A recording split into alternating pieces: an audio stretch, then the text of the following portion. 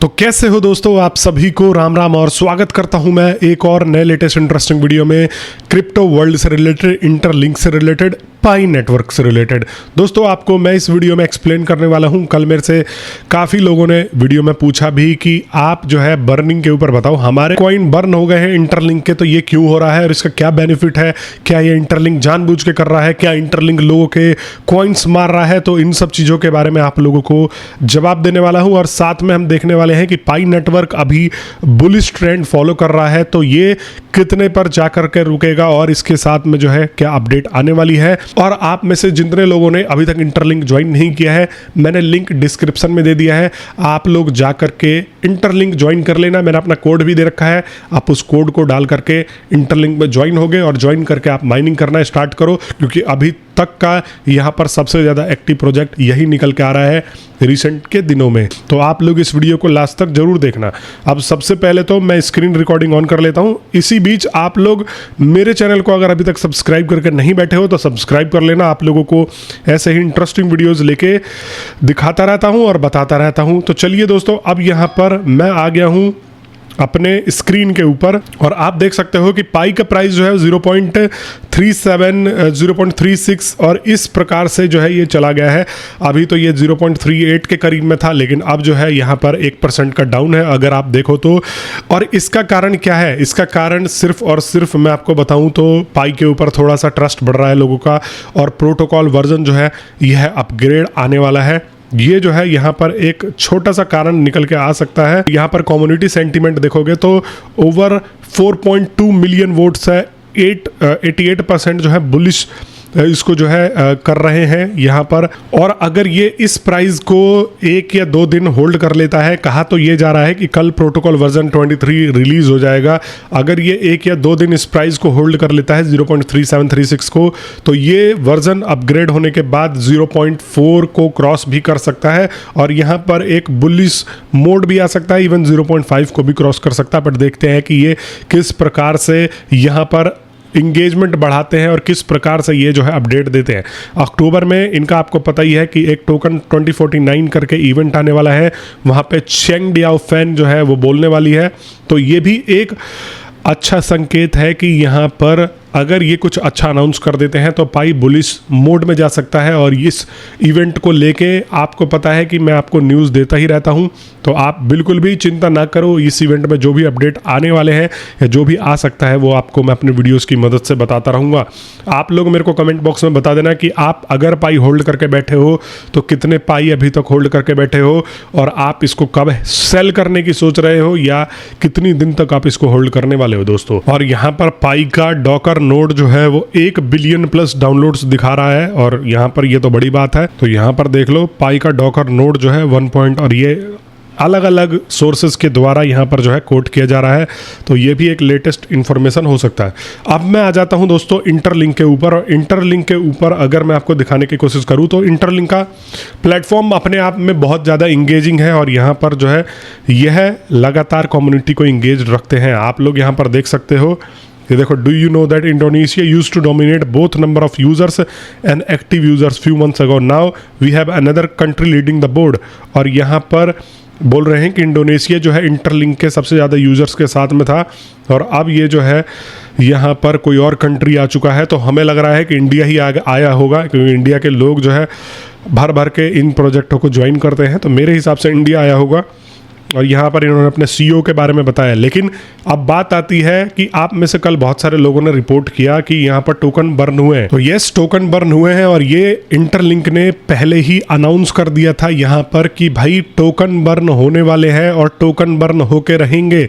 10 million इन्होंने 3 तारीख को यहाँ पर जो है टोकन बर्न कर दिया था। 10 मिलियन बोले तो 10 करोड़ यहाँ पर टोकन बर्न हो गया था, ओवरऑल सप्लाई से हट गए थे। और आज लगभग 14 है, लेकिन कल टोकन बर्न हुए हैं, कल या परसों में। तो ये हर 10 दिन के गैप में मुझे लग रहा है कि अब ये टोकन बर्न का प्रोसेस जो है चला रहे हैं। टोकन बर्न किन लोगों का हो रहा है? तो मोस्टली उन लोगों का हो रहा है जो इनएक्टिव है।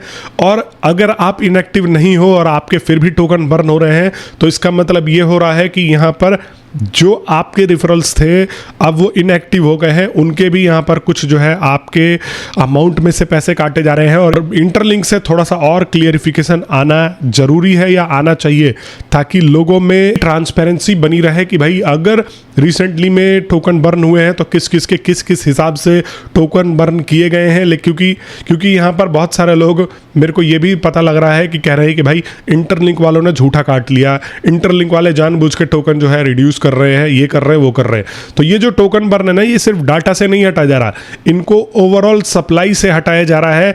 तो अगर ओवरऑल सप्लाई 100 बिलियन की है तो ये ओवरऑल सप्लाई में से माइनस हो गए हैं, तो सप्लाई कम होती जा रही है। और सप्लाई कम होती जा रही है, इसका मतलब ये है कि स्कैरसिटी बढ़ रहा है। स्कैरसिटी बढ़ रहा है मतलब ज़रूरत बढ़ रही है, एक तरीके से डिमांड उसी स्टेज पर है और यहाँ पर सप्लाई में से हमने कोई चीज़ हटा ली। अब आप इसको सही से समझने की कोशिश करो। फॉर एग्जाम्पल यहाँ पर 10 बिस्किट है और 10 लोग उसको खरीदने के लिए 1-1 रुपये दे के तैयार है खरीदने के लिए, 10 लोग लगे पड़े हैं। लेकिन वहीं पर अगर वो बिस्किट 5 हो जाता है तो यहाँ पर उन 10 लोगों को वो बिस्कुट मिल नहीं पाएगा। तो इस वजह से उसके लिए लोग 2 रुपये भी देने को तैयार होंगे। क्यों? सप्लाई कम होते ही प्राइस बढ़ गई। समझ में आ रहा है? तो क्रिप्टो मार्केट में ये चीज़ें बहुत अब कॉमन हो चुका है इस चीज़ को फॉलो करना, कि हर कोई एक क्रिप्टो करेंसी जो होता है वो यहाँ पर बर्निंग मैकेनिज्म इंट्रोड्यूस करा रहा है। और मैं पाई नेटवर्क से भी यही बार बार कह रहा हूँ कि अगर ये अपना स्मार्ट कॉन्ट्रैक्ट ला रहे हैं, अगर ये प्रोटोकॉल वर्जन 23 ला रहे हैं, तो यहाँ पर इनको टोकन बर्न का जो है पूरा का पूरा कॉन्सेप्ट लाना चाहिए और ये तक डिसाइड करना चाहिए कि किन लोगों के टोकन्स बचेंगे और किन लोगों के नहीं। अगर टोकन बर्न पाई नेटवर्क स्टार्ट कर देता है तो ऑटोमेटिकली इसका प्राइस सिंगल डिजिट में ऊपर चले जाएगा। और यही एक कारण है, बहुत सारे लोगों का मैं देख भी रहा हूँ पाई नेटवर्क के ऊपर कि भाई ये जो है काफ़ी सारे लोग इस्तेमाल नहीं करते, बहुत सारे लोगों के वॉलेट खो गए हैं।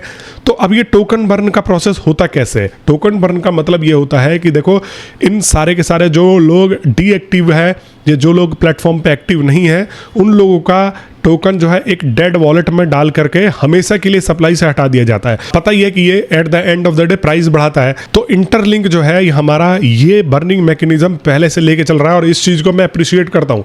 देखो, अगर किसी भी तरीके से ये गलत किसी के टोकन मार रहे हैं वो तो चलो खराब बात है, लेकिन अगर ये टोकन बर्न बहुत फेयर तरीके से चल रहे हैं तो मैं लिख के देता हूँ कि इसका प्राइस हमेशा अप रहने वाला है और आपको इतनी जल्दी इसके प्राइस में डंप देखने को नहीं मिलेगा। ये इन्होंने एक जो है यहाँ पर अच्छा दिमाग लगाया है, अच्छा मैकेनिज्म इस्तेमाल किया है कि अब मैं एक्टिव हूँ, आप एक्टिव हो, 10 बंदे और एक्टिव हैं, तो वो लोग जो है यहाँ पर सेफ रहेंगे। अब ऐसा नहीं है कि कोई आया उनके प्लेटफॉर्म पे 1 महीना पहले माइन करके चला गया, इतने टोकन सब पढ़ के वो पड़े हुए हैं और यहाँ पर जो है उनका कोई इस्तेमाल नहीं है। तो ऐसे चीज़ों को वो जो है टोकन से सप्लाई से ही हटा रहे हैं। और इवन अगर आप 14 दिन तक इनएक्टिव रहते हो, मैंने ये सुना था कि आपका अकाउंट भी बंद कर दिया जा सकता है और यहाँ पर आपको भगाया जा सकता है कि जाओ भाई बोरिया बिस्तर डाल कर निकल लो। तो मेरे हिसाब से ये बर्निंग मैकेनिज्म बहुत बढ़िया है, प्रेरित भी कर रहा है कि हम कम्युनिटी में इंगेजमेंट दिखाएं। और एक engaged community at the end of the day वैसे ही क्रिप्टो मार्केट में फलती फूलती है, प्राइसिंग को बढ़ाती है। एक तो बर्निंग जो हो रही है वो तो इंगेज रखेगी, जबरदस्ती लोग कर रहे हैं, लेकिन बर्निंग के बहाने यहाँ पर कम्युनिटी भी इंगेज हो रही है और इससे यूटिलिटी भी बढ़ रही है। अब मैं हर दिन 4 या 6 बार आ रहा हूं इस ऐप पे, इसको माइन कर रहा हूं। At the end of the day कल को मुझे कोई ऐप दिख जाएगा तो मैं उसका भी इस्तेमाल करूंगा। मैं ऐप से तो इंगेज्ड हूं, ये भी एक तरीका है, बहुत बढ़िया सिस्टम है और बर्निंग यहां पर चलती रहनी चाहिए। लेकिन देखो, फिर वही बात है कि अनफेयर किसी के साथ नहीं होना चाहिए, और अनफेयर होता है तो आपका भाई है। मैंने कल की वीडियो में भी बताया था कि बहुत सारे जो हेटर्स है, देखो हेटरों का तो मैं वैसे भी वैल्यू 0 करता हूं, लेकिन जो मेरे प्यारे भाई बंधु हैं जो मेरे को लगातार सपोर्ट करते हैं, उन लोगों का हर एक फीडबैक लेता हूं। कल मैंने पूछा था कि भाई मुझे सिर्फ अच्छी अच्छी चीजें बतानी चाहिए इंटरलिंक की, या बुराई करनी चाहिए, सही को सही और गलत को गलत बोलना चाहिए। तो काफी सारे भाई ने बोला कि भाई बिल्कुल न्यूट्रल होकर चलो, क्योंकि सच्चाई जानना कम्युनिटी का हक है। अगर ये कुछ गलत कर रहे हैं, अगर आपको लग रहा है तो गलत भी बताओ, तो मैं इस तरीके से बताने वाला हूं। अब वो हेटर है, देखो यही प्रोजेक्ट को लेकर डूबती है कि अगर आप सिर्फ प्रोजेक्ट की अच्छाई करते हो तो प्रोजेक्ट का जो ऑनर है, कोर टीम है या पूरी की पूरी वो जो सिस्टम है, वो सोचते हैं कि भाई ये लोग तो कुछ भी करते रहो, हमें अच्छा ही बोलते हैं। तो हम यूजर के बारे में क्यों सोचे, हम तो अपने बारे में सोचेंगे, अपना मोटा पैसा लेके भाग जाएंगे। तो सिर्फ इंटरलिंक या पाई नेटवर्क या किसी भी प्लेटफॉर्म के चमचे मत बनो। अगर अच्छा कर रहा है तो अप्रिशिएट करना सीखो, अगर बुरा कर रहा है तो बुराई करना सीखो। बाकी आप लोग मेरे को कमेंट बॉक्स में बता देना है। बाकी मैं मिलता हूं आप सभी लोगों से नेक्स्ट वीडियो में, तब तक के लिए आप सभी लोगों का बहुत बहुत धन्यवाद।